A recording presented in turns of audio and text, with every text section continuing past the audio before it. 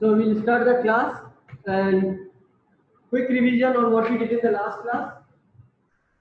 सबसे पहले हम लोग लास्ट क्लास में जो फिजिकल क्वांटिटीज है, फिजिकल क्वांटिटीज बहुत सारी क्वांटिटीज है जो हमारे फिजिकल वर्ल्ड को बनाती है ना।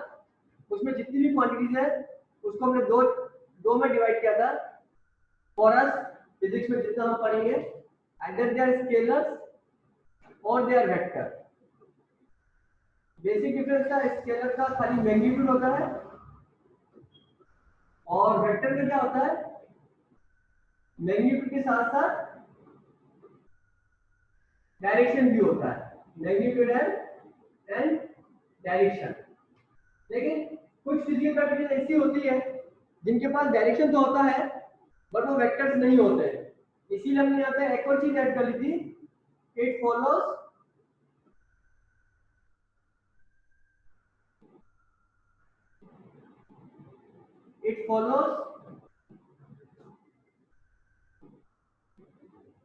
Vector laws of addition. मैंने last time vector laws of addition बोला था कि ट्रायंगल लॉ ऑफ एडिशन बोला था। Okay, so it follows vector laws of addition. अपनी जो एनसीईआरटी बुक है उसमें वेक्टर लॉज ऑफ एडिशन की जो लिखा है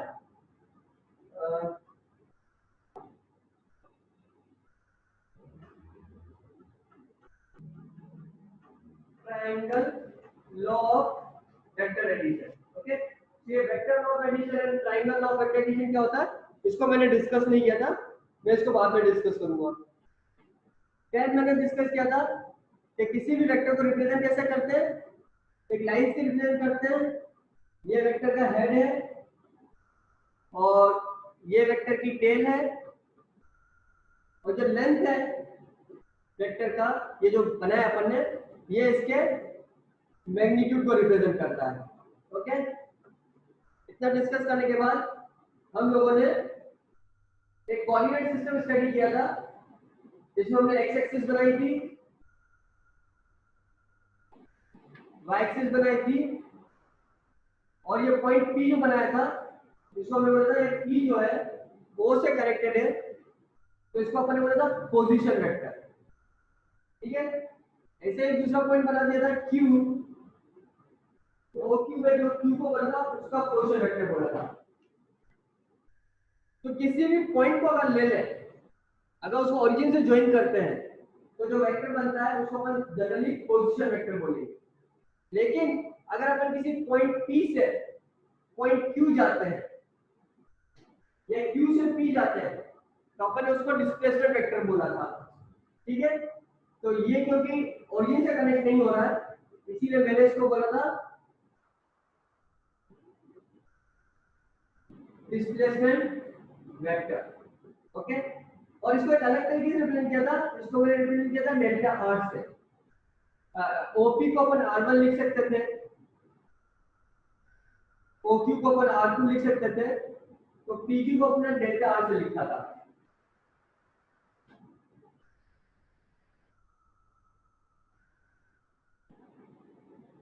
वीडियो ऑफ कर लो सब जने अपना, I don't want the video to be on. Video off कर लो ताकि कनेक्टिविटी अच्छी मिलेगी तुम लोगों को।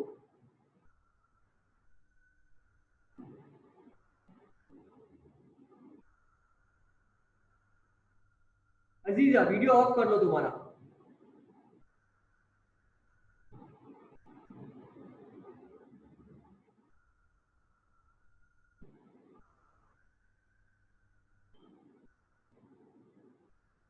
इसके अलावा जो एक चीज बताई थी कि वेक्टर को रिप्रेजेंट कैसे करते हैं, उसके ऊपर एरो बना देते हैं और अगर उसके ऊपर एरो नहीं बनाते हैं then we write it in a bold letter, थोड़ा सा उसको मोटा लिखते हैं बुक में। और मैग्नीट्यूड को रिप्रेजेंट करने के लिए अपन क्या करते हैं, या तो सिंपली ये लिख लेंगे ये इस वेक्टर का मैग्नीट्यूड रिप्रेजेंट करता है, या फिर इसको दो वर्टिकल लाइन के बीच में लिखेंगे। तो ये जो तीन तरीके मैंने लिखे यहाँ पे,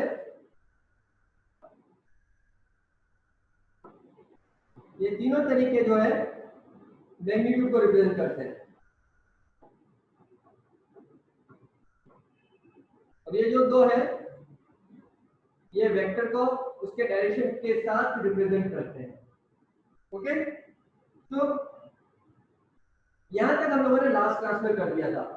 ओके, तो अब जो आगे मैं कराऊंगा आज की क्लास में, that is basically few definitions which you are going to use in the vector।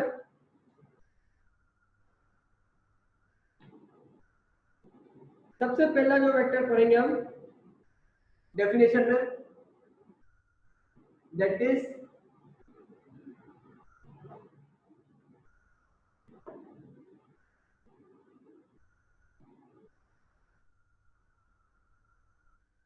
Zero vector. Zero vector का मतलब होता है, जीरो वेक्टर का मतलब होता है इट्स मैग्नीट्यूड इज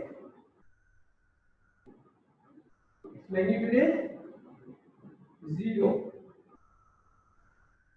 अगर डायरेक्शन की बात करें तो जीरो वेक्टर के डायरेक्शन की बात करें तो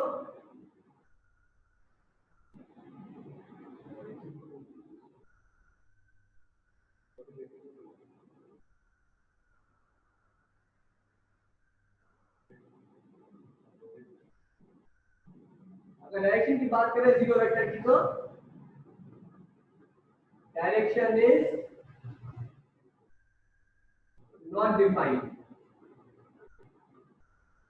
ओके, तो अगर कोई वेक्टर है जिसका मैग्नीट्यूड भी जीरो है और अगर डायरेक्शन भी डिफाइंड नहीं है तो हमारे को इस वेक्टर की जरूरत क्यों पड़ती है? अगर कोई फिजिकल क्वांटिटी है जिसका मैग्नीट्यूड जीरो है और डायरेक्शन डिफाइंड नहीं है तो फिर हमारे को जीरो वेक्टर डिफाइन करने की जरूरत क्यों पड़ती है?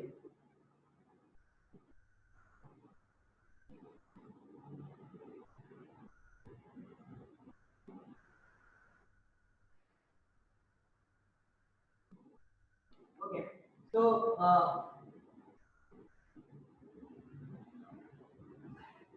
तुम लोगों को अरिथमेटिक से सिंपल सा एग्जांपल दे देता हूं। जीरो बेसिकली जो है ना हमारे लिए एक एडिटिव क्वांटिटी है। ठीक है, इसको बाद में कभी डिस्कस कर सकते हैं क्लास में जब एक्स्ट्रा पढ़ेंगे तो। a plus 0 is equal to a plus 0 is equal to a एक एडिटिव प्रॉपर्टी होती है, इस वजह से हमारे को जीरो वेक्टर डिफाइन करना पड़ता है। ओके, फिर डिस्कस इन डिटेल जब हमारे को जरूरत पड़ेगी तो। अभी हमारे से काम चल जाएगा। तो अगर जीरो वेक्टर है तो फिर दूसरा वेक्टर जो हो जाएगा उसको हम बोलेंगे प्रॉपर वेक्टर।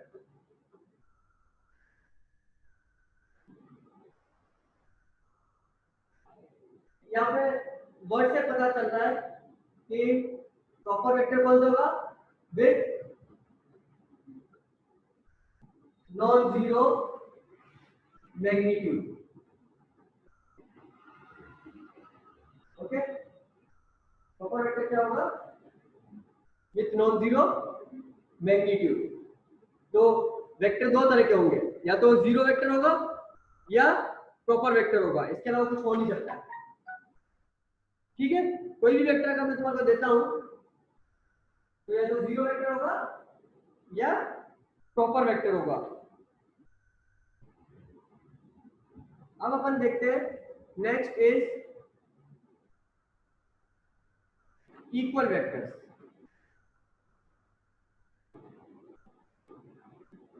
सारी डेफिनेशन बता रहा हूं तुम लोगों को, तुम लोग एक बार उतार लिया करो डेफिनेशन, तुम्हारे को बाद में याद आएगी, याद रखने में काम आएगी। Equal vectors, what is equal vectors?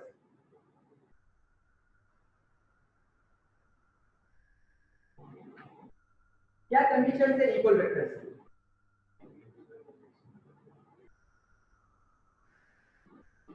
they have same magnitude,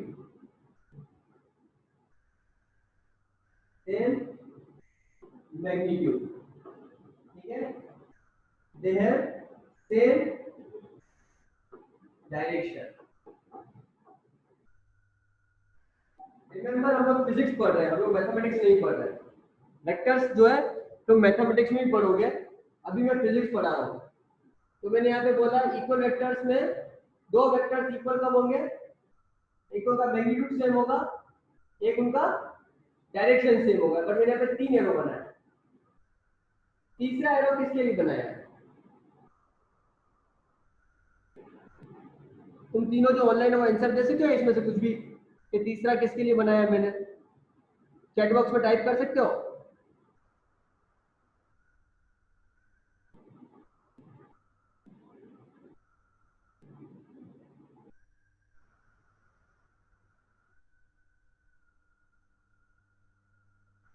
हाँ बता, तुम बताओ।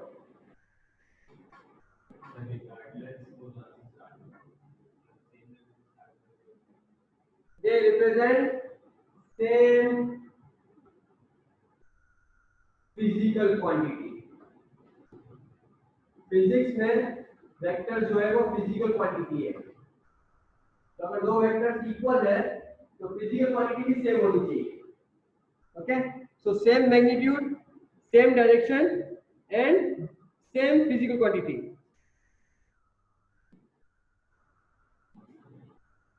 Okay, these are only definition जो तुम लोगों को याद रहनी चाहिए।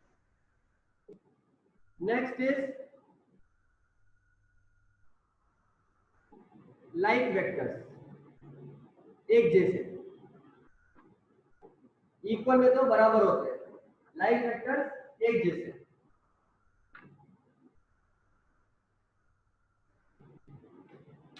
लाइक वेक्टर्स पे सिर्फ एक ही कंडीशन है, they have same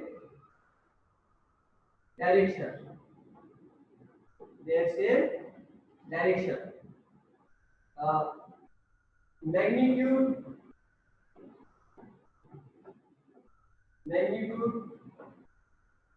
may or may not be same।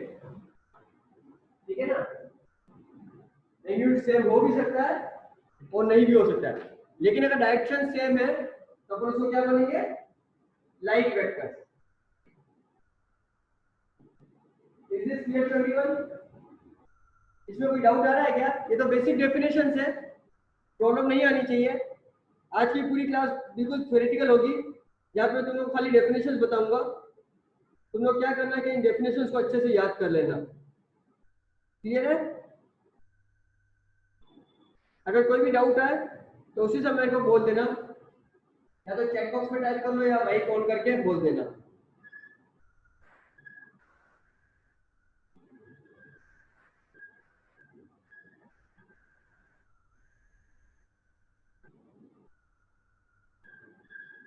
Unlike vectors ये क्या होता है?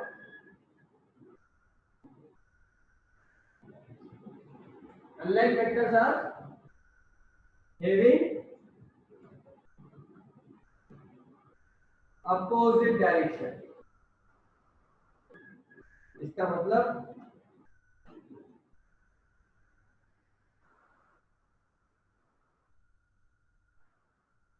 ये अनलाइक वेक्टर है,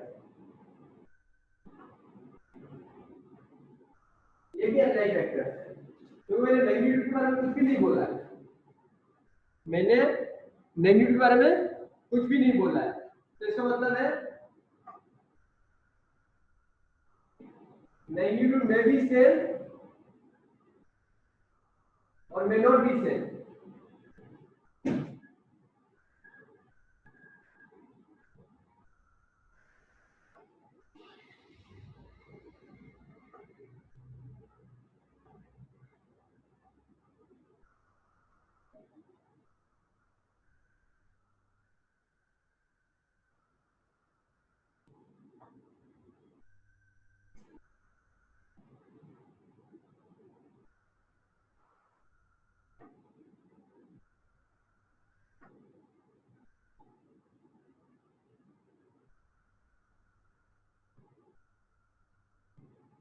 अच्छी हो गई।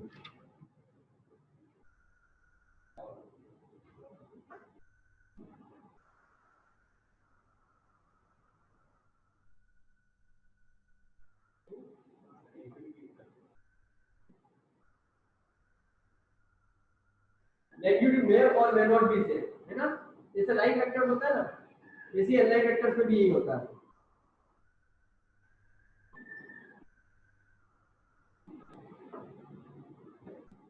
क्लियर है?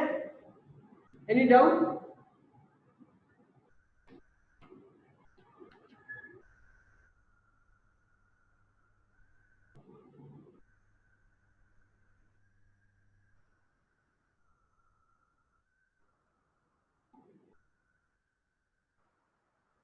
हाँ, डेफिनेशन एक लाइन की है बस।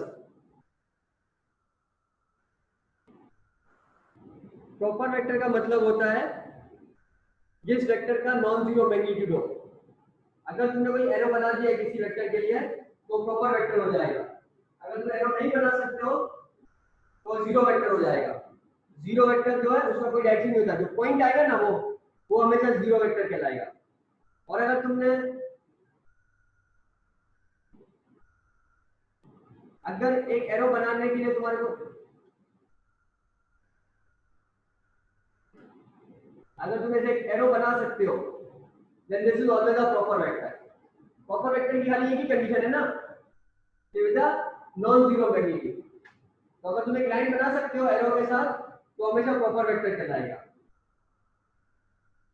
ओके, तो like vector unlike vector,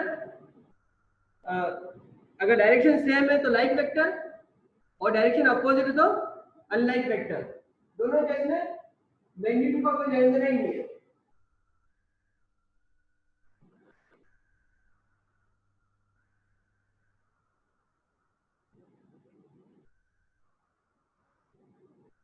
negative vector,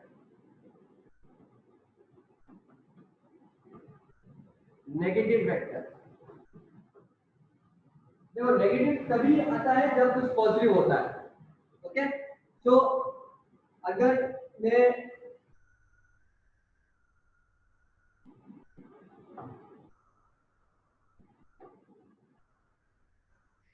ये वेक्टर बनाता हूं, इसको अपन वेक्टर ए बोलते हैं,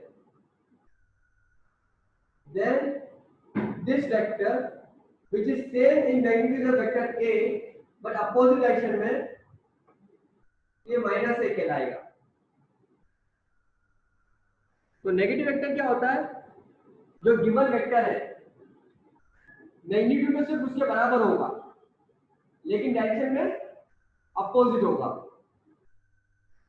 अनलाइक वेक्टर और नेगेटिव वेक्टर में फर्क है, अनलाइक वेक्टर में सिर्फ डायरेक्शन अपोजिट होना काफी है, मैग्नीट्यूड का सेम होना कंपलसरी नहीं है। नेगेटिव वेक्टर में मैग्नीट्यूड का सेम होना कंपलसरी है।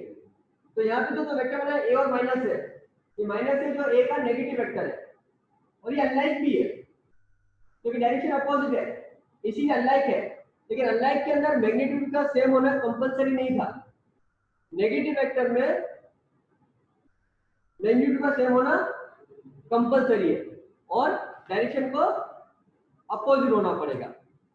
Is this clear? क्या इसमें कोई डाउट है?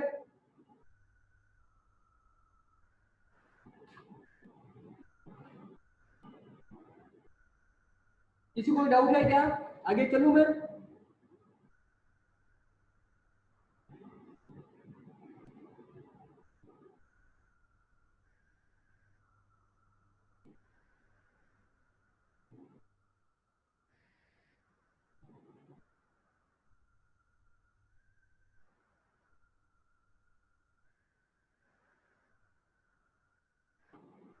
Okay, now last is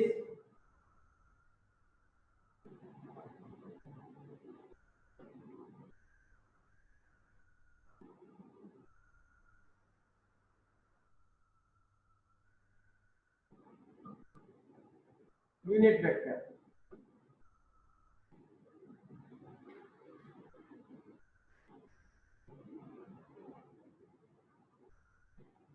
unit vector का मतलब होता है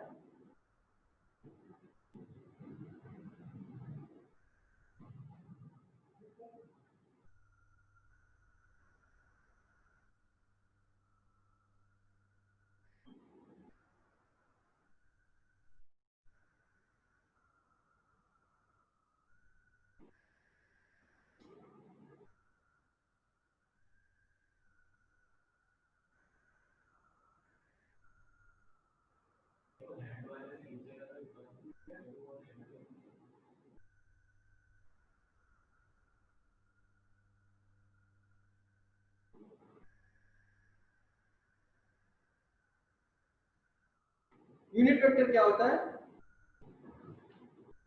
वेक्टर whose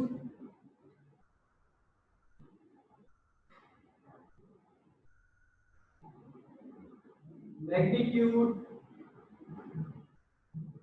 is 1.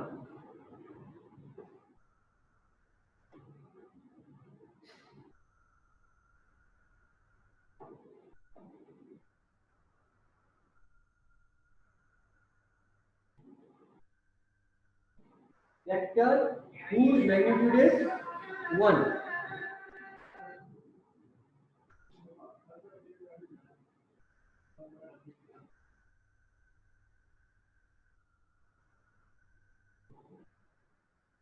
अगर सपोज कर लो ये मेरा वेक्टर है ए वेक्टर, और अगर इसकी लेंथ को लिखूं मैं 5 सेंटीमीटर, ठीक है? तो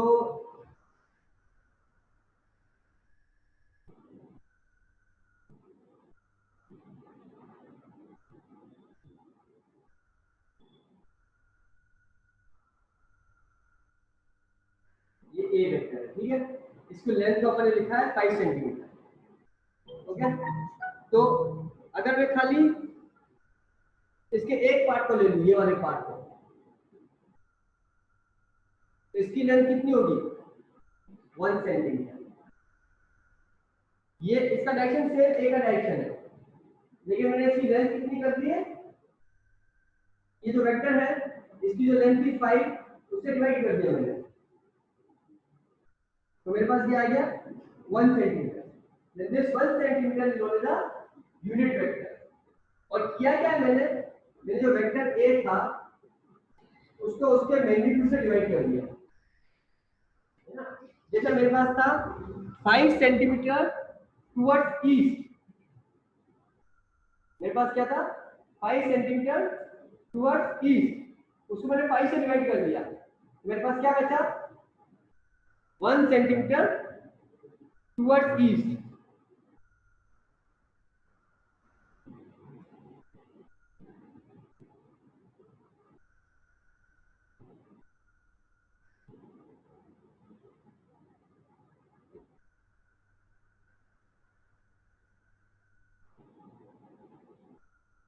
यूनिट वेक्टर सबको समझ में आ गया? यूनिट वेक्टर को रिप्रेजेंट कैसे करते हैं?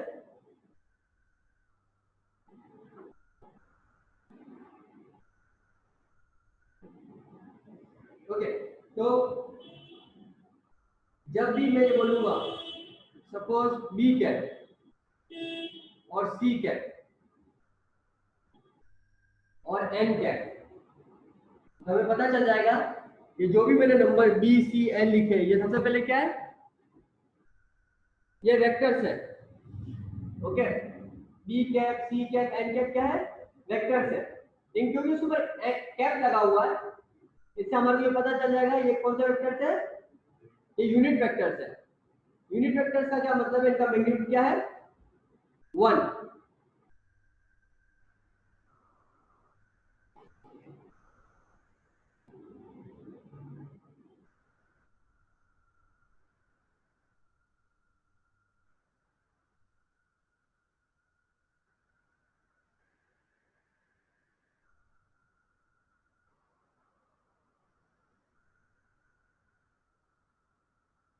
यहां तक सबको समझ में आ गया?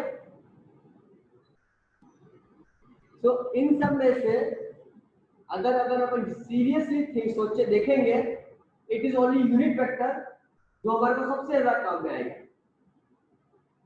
बाकी जो वेक्टर्स है वो तुम्हारे उतने काम में नहीं आएंगे। अब अगर अपन मैथमेटिकल पॉइंट ऑफ व्यू से बात करें तो कुछ और है वेक्टर्स जो हमारे को काम में आएंगे, लेकिन हमारा फिजिक्स में उनसे कोई लेना देना नहीं होगा, कुछ भी ज्यादा काम में नहीं आएंगे, ओके? ये जो यूनिट वेक्टर्स है उसमें आगे मैं तुम्हें बताऊंगा 3 यूनिट वेक्टर जिसको हम बहुत ज्यादा एक्सटेंसिवली यूज करेंगे।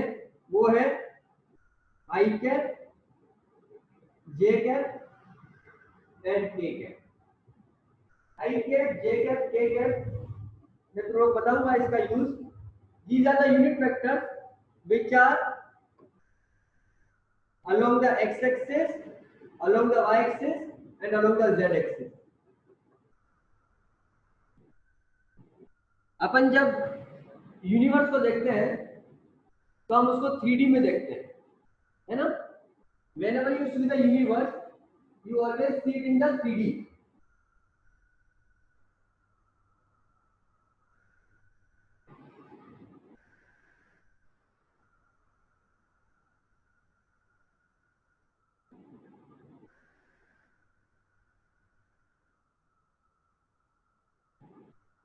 Okay, so इसको देख लो। तो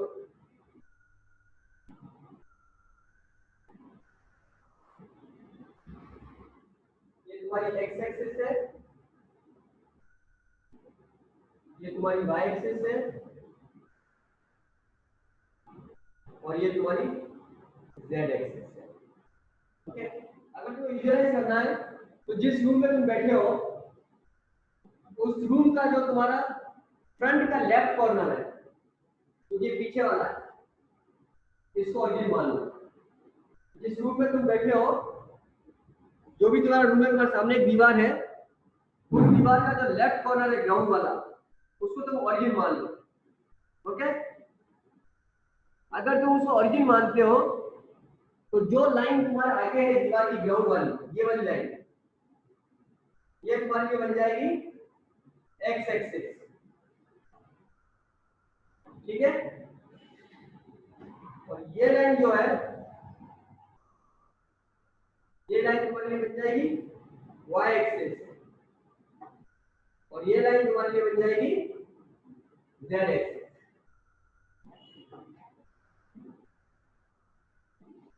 इज दिस क्लियर? तो तुम्हारे को 3 डायमेंशन दिख रहे हैं, एक्स, वाई एंड जेड।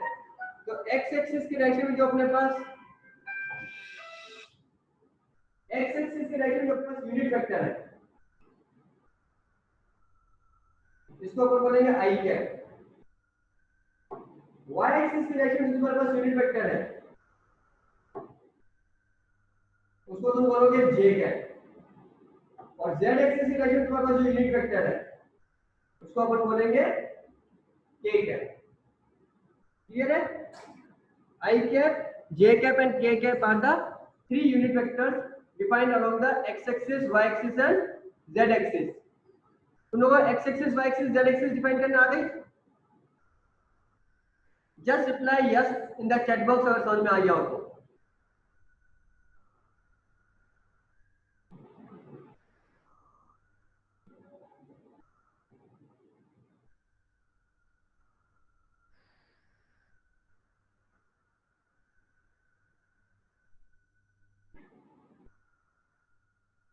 वेदांत, समझ में आ गया?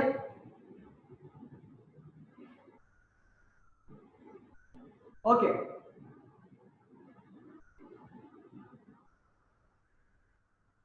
तो जब तुम रूम में बैठे हुए हो, वहां रूम के सामने वाली जो दीवार है, जो कॉर्नर लेफ्ट में है वो ओरिजिन है, और जो सामने ग्राउंड पे जो लाइन है तुम्हारी वो एक्स एक्सिस है, तो सामने दीवार की जो वर्टिकल लाइन है लेफ्ट में वो वाई एक्सिस है, और जो तुम्हारी लेफ्ट में जो लाइन पीछे की तरफ जा रही है वो तुम्हारी जेड एक्सिस हो गई है। क्लियर है?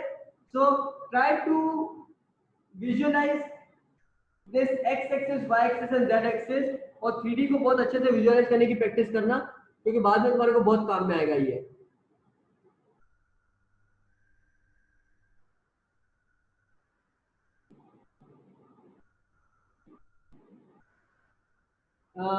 अब खाली तुम्हारे को डेफिनेशंस में ऐसे ही बता देता हूँ, लिख नहीं रहा हूँ, तो तुम लोग नोट डाउन कर लो। एक तो थे कोलिनियर वेक्टर्स, या चलो मैं लिख ही लेता हूँ।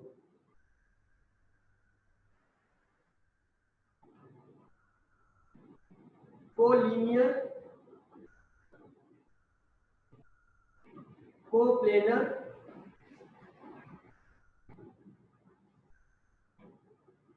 ऑर्थोगोनल।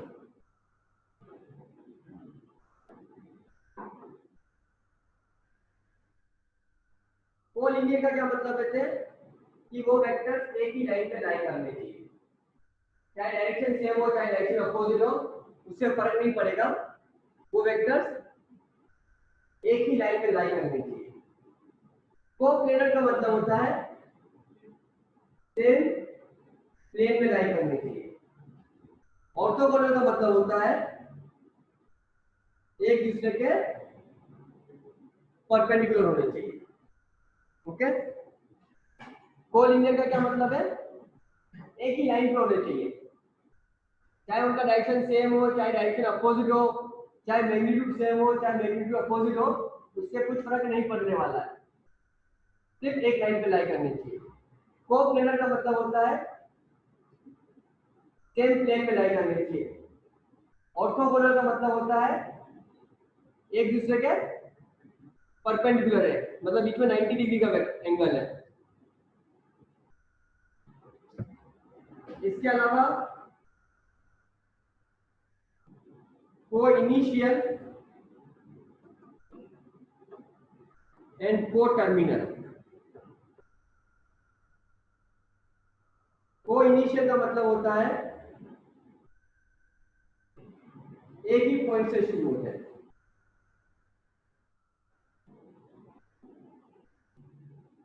ठीक है।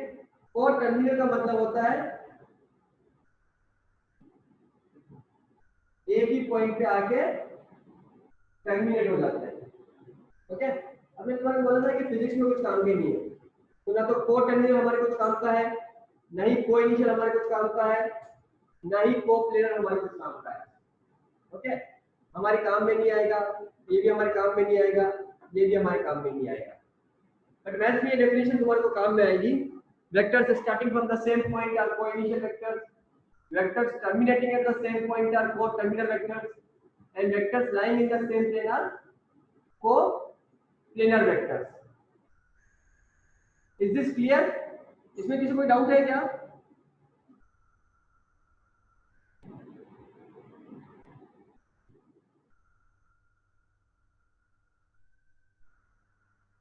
ओके, तो थोड़ा सा कम टाइम बचा है, तो what I am going to speak now, मैं उसके डिटेल्स में नहीं जाऊंगा, उसको नेक्स्ट क्लास में डिस्क्राइब करूंगा।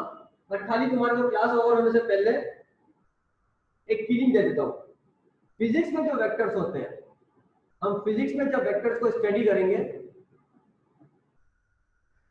We will always study as a freely floating objects. हमारे लिए फिजिक्स में वेक्टर फ्रीली फ्लोटिंग ऑब्जेक्ट्स है, यानी कि हम उसको मूव कर सकते हैं। सपोज कर लो मैंने ये वेक्टर बना दिया, अगर मैथ में ये वेक्टर है तो ये वेक्टर यहां से स्टार्ट हो रहा है और यहां पे टर्मिनेट हो रहा है। ओके, मैथ का वेक्टर। लेकिन फिजिक्स का वेक्टर क्या है,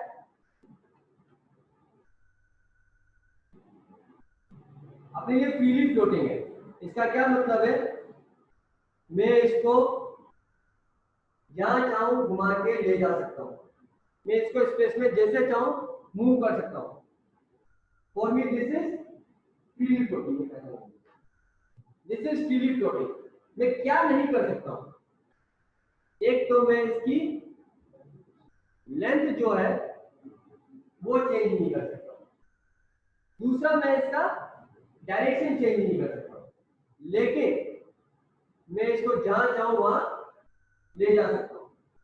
तो फिजिक्स के जो वेक्टर्स होते हैं वो कैसे वेक्टर्स होते हैं, फ्रीली फ्लोटिंग वेक्टर्स होते हैं। Is this clear to you?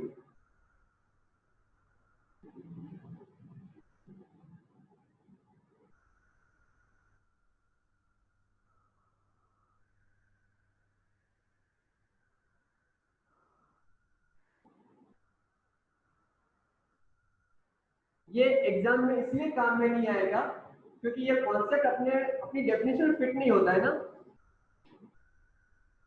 जैसे मैंने बोला इनिशियल वेक्टर्स, को इनिशियल वेक्टर्स एक ही पॉइंट से स्टार्ट होते हैं, ठीक है। तो मैथ्स में क्या होता है, वेक्टर फिक्स होता है, तुम उसको मूव नहीं कर सकते हो।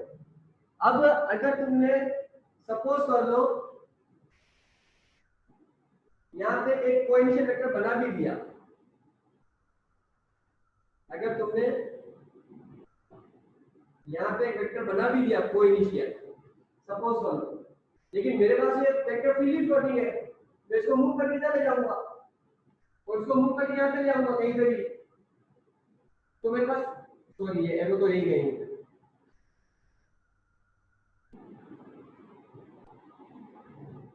तो फिर तो ये तो कोई इनिशियल रहे नहीं ना फिजिक्स में। तो अगर तुम दो वेक्टर्स को टर्मिनेट करवा दो एक पॉइंट पे, क्योंकि फिजिक्स में तो फ्रीली फ्लोटिंग है।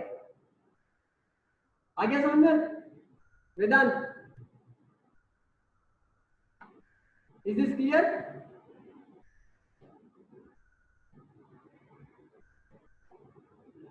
Okay sir, over the class here only.